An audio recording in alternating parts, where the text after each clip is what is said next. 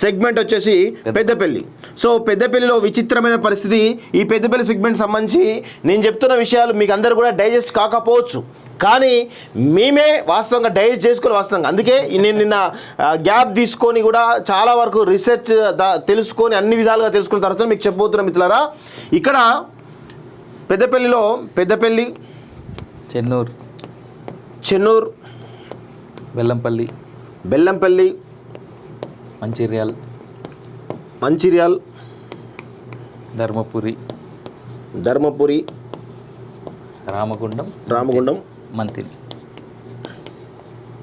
మంతిని. So మిత్రులారా, ఇది చాలా ఇంపార్టెంట్ అంశం, మీరు చూడాలి ఒకసారి.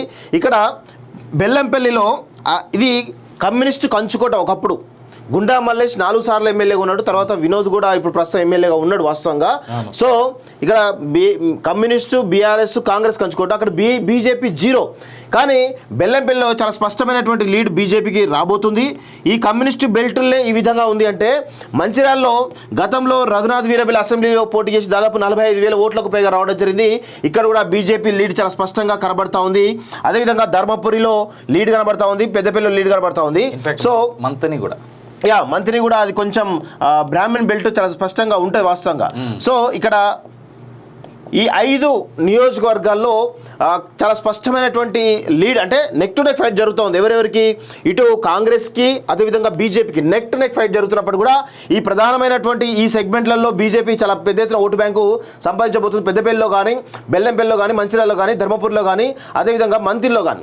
సో చాలా స్పష్టంగా యూత్ ఓటర్లంతా కూడా బీజేపీకి వన్ సైడ్ వేయడం జరిగింది. యూత్ ఓటర్లంతా కూడా ఈరోజు పెద్దపల్లిలో చాలా విచిత్రమైనటువంటి విషయం ఏంటి అంటే, హనుమాన్ భక్తులు ఎవరైతే ఉన్నారో, హనుమాన్ భక్తులు చాలా స్పష్టంగా ప్రతి విలేజ్లో కూడా, ఎందుకంటే ఉత్తర తెలంగాణలో హనుమాన్ భక్తుల యొక్క ప్రాబల్యం బలంగా ఉంటుంది. గుర్తుపెట్టుకోండి, ఈ ఫ్యాక్టర్ అనేది బీజేపీకి నార్త్ తెలంగాణలో చాలా స్పష్టమైనటువంటి అడ్వాంటేజ్గా కనబడుతుంది. ఎక్కడైతే బీజేపీ క్యాడర్ లేదో, పెద్దపల్లిలో బీజేపీ క్యాడర్ ఏముండదు, కానీ హనుమాన్ భక్తులు ఎవరైతే ఉన్నారో వాళ్ళు ఊరికి 50 మంది, 20 మంది, 30 మంది ఉంటారు కదా, వాళ్ళందరూ కూడా బీజేపీకి ఓట్లేసి, అదేవిధంగా వాళ్ళ పేరెంట్స్ కానీ మిగతా వాళ్ళందరూ కూడా ఈరోజు స్పష్టంగా మోడీకే ఓటేయాలనే కోణంలో వాళ్ళు చాలా స్వచ్ఛందంగా ప్రచారం చేయడం జరిగింది.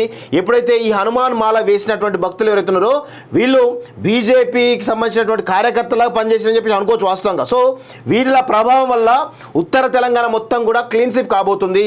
ఉత్తర తెలంగాణ ఒక్క సెగ్మెంట్ తప్ప మిగతా అన్ని కాన్స్టిట్యూన్సీస్ లో క్లీన్ స్వీప్ కాబోతుంది.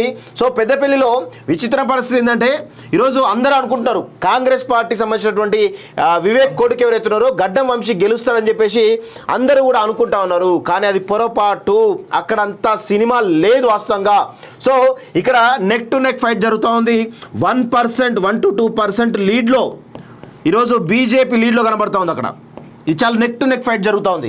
ఇంకా పెరిగేటువంటి అవకాశం ఉంది. కేవలం మేము పోస్ట్ పోల్ సర్వేలో చేసినటువంటి రిపోర్ట్ ఆధారంగా మీకు చెప్తా ఉన్నాం. ఇది ఎవరు కూడా నమ్మరు పెద్దపల్లిలో, కానీ పెద్దపల్లిలో చాలా స్పష్టంగా మీరు మీ ఫ్రెండ్స్ ఎవరంటే తెలుసుకోండి.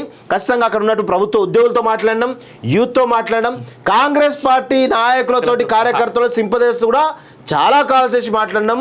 అదేవిధంగా ఐవీఆర్ సర్వేతో కూడా మేము తెలుసుకున్న విషయాలు ఇవే. బెల్లంపల్లి లాంటి కమ్యూనిస్టు కంచుకోటలో ఈరోజు బీజేపీ లీడ్ వచ్చేటువంటి అవకాశం చాలా స్పష్టంగా కనబడతా ఉంది. సో యూత్ ఓటర్లు మొత్తం వన్ సైడెడ్గా పడ్డాయి వాస్తవంగా. వాళ్ళే ఇన్ఫ్లుయెన్స్ ఫ్యాక్టర్స్గా, అదేవిధంగా హనుమాన్ భక్తులు ఇన్ఫ్లుయెన్స్ ఫ్యాక్టర్స్గా అక్కడ పెద్దపల్లిలో ఎవరైతే గడ్డం వంశీ, అదే వాళ్ళ వివేక్ మీద, కుటుంబం మీద ఉన్నటువంటి కోపం కావచ్చు, ఇంకే వేరే ఫ్యాక్టర్ కావచ్చు. సో వీటన్నిటితోటి మొత్తానికైతే ఇక్కడ పెద్దపల్లిలో 1 to 2% లీడ్ తోటి బీజేపీ గెలవడానికి ఛాన్స్ అయితే చాలా స్పష్టంగా కనబడతా ఉంది మిత్రులారా.